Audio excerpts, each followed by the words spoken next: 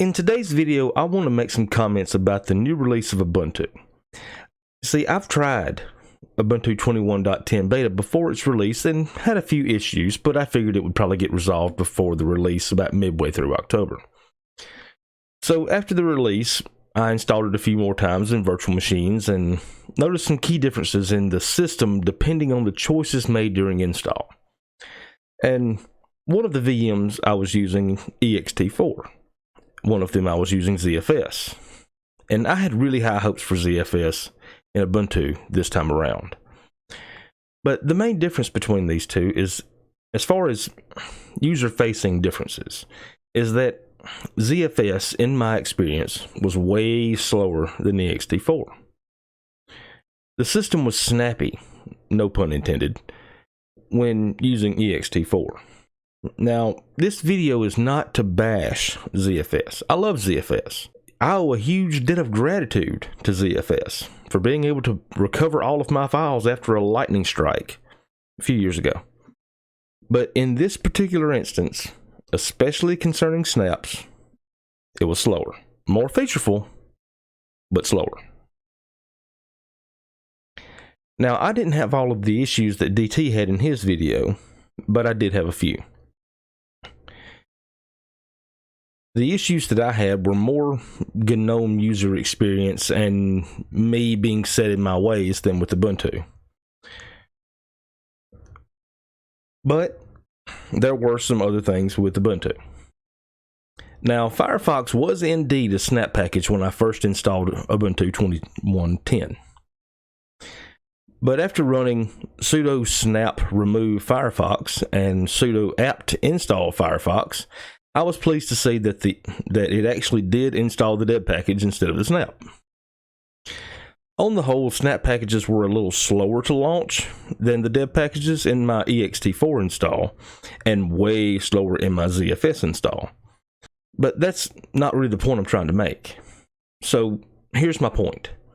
Snap packages and other universal package formats are not necessarily a bad thing. I know, before you start yelling at me, but Mike, the source code of Snap is closed, which makes Canonical evil, and we're going to have to protest in the streets. Yes, I hear you. You random false evangelist I just made up. And I wish it were open source. That would be awesome. But that isn't the case. It's not the world we live in. So just avoid snaps if that's your prerogative. Snap packages are not my preferred universal package format, but it's what Ubuntu uses. And the beauty of Linux is that all of this can be changed. But I digress. I just don't believe that it should be the default installation for one of your most used programs. Available, yes. Default, no. My next complaint is with the Software Center. I still haven't gotten it to show more than just editor's picks. No categories, no suggested applications, no top installs, nothing but editor's picks. I know there's way more software available in this store, but it's not apparent to the user. This should definitely be looked at. And I doubt Canonical will see this, but anyway. Hey Canonical, some bozo on the internet is complaining about your store. And I didn't want to make a super negative video about 21.10. Because those videos have already been made. And I didn't want to just join the dog pile on Ubuntu for a less than stellar release. So I decided to play around with it and see what I could do to make Ubuntu a good system for me to use. And being a tiling window manager person, you can guess what I did. But before I did all that, I started pulling out a few tricks and wound up with a pretty decent experience. So I resolved to not use the App Center at all, opting instead for Synaptic. Synaptic is fantastic. I'll recommend it to anybody. It is awesome. Then I just completely purged snaps from the system, and then set a rule that snapd could not be installed, which in turn forced the other programs to be installed as deb packages, which sped everything up quite a bit. This in and of itself improved the experience, but I still didn't like how much RAM it was using. The fact that I was a GNOME user really didn't sit well with me. But anyway, after doing all this, the experience was pretty good. It worked well. The software availability was fantastic as usual. I had no issues connecting to my network shares, but the RAM usage was nearly 1.5 gigs from the cold boot. That's not okay with me. So I wound up deciding to go full minimalist, and I installed Ubuntu 21.10 server and installed a window manager. Can you guess which one? And then loaded my dot files up and see what I ended up with. And I just blew through a standard Ubuntu server install. Anybody can install Ubuntu server. It is brain dead simple. Just follow the prompts and you'll end up where I did. Nothing to it. After that, I just installed Xorg, Git, Vim, and a couple other needed packages, and then purged snaps from the system and made the same files I did in GNOME, which would be in /etc/apt/preferences.d nosnap.pref. If you'd like to do the same thing, I will leave the contents of nosnap.pref down in the description.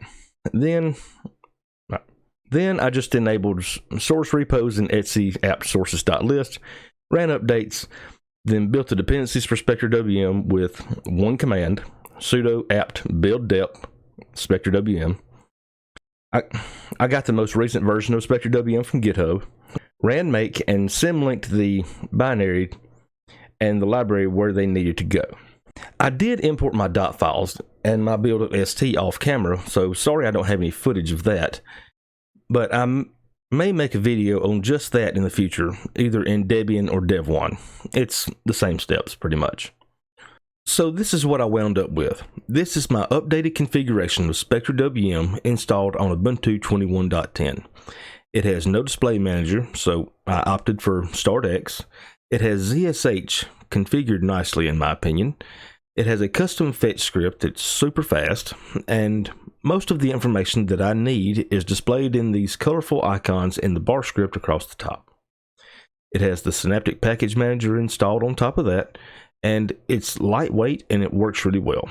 It's minimal, attractive, and it's easy to use. It has a better shell, a more functional GUI package manager, and no snaps in sight. This is how I would want to use Ubuntu. Now, with all that said, I'm not likely to recommend this release of Ubuntu, especially for new users. There's too many other great offerings out there from the likes of Linux Mint, Zorin OS, Farron OS, Endeavor OS, Manjaro, Arco Linux, and so on. There are many great distributions out there that one would have to stand up head and shoulders above the rest to receive a hearty recommendation. And I just can't do that with this release of Ubuntu. So, thank you for watching. Like, share, and subscribe. We'll catch you in the next one.